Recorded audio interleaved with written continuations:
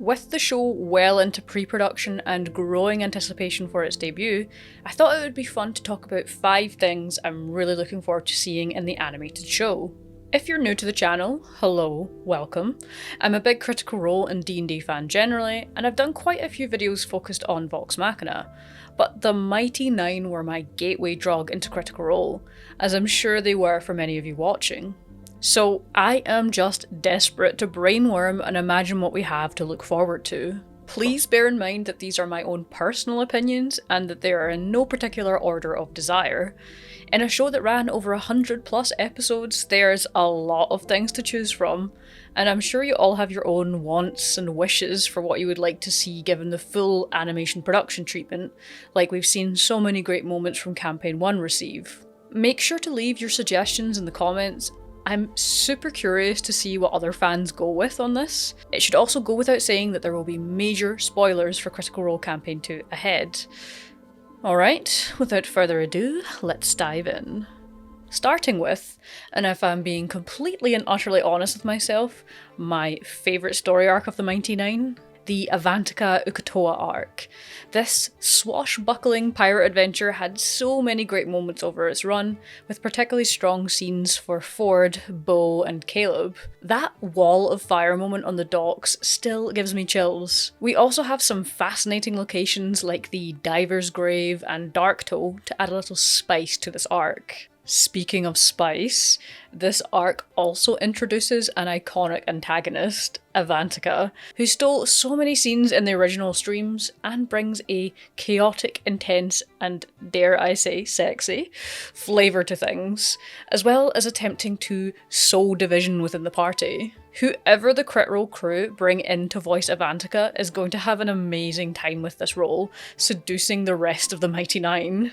My next highlight here is in the fight with Oban and the Laughing Hand.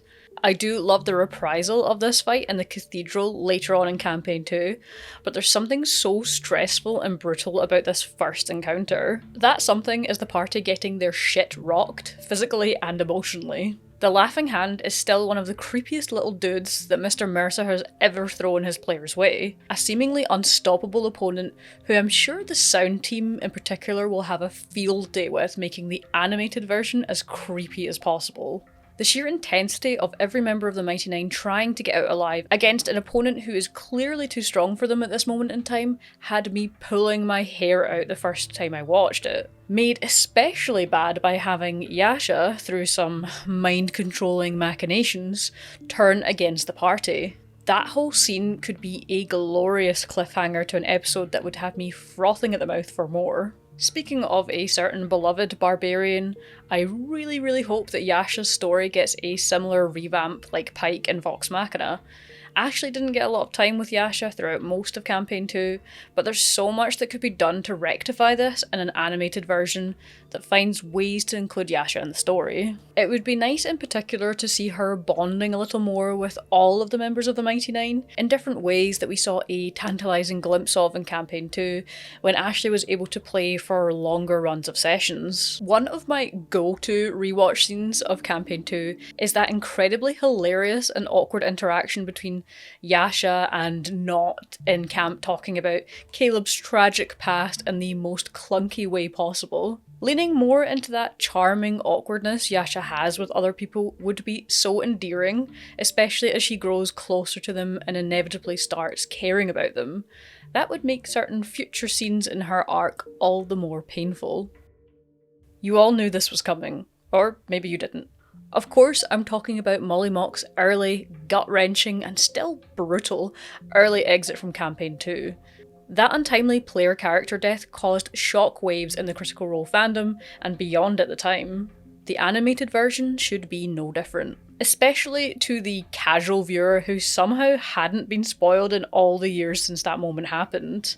The animators may be offering a small prayer to the Raven Queen for not having to animate that elaborate coat and all of those tattoos for many episodes. The animated version will also have another distinct advantage here in that it knows this moment is coming from the get-go and can lean into that with careful foreshadowing that winks slyly at knowing fans without giving the game away.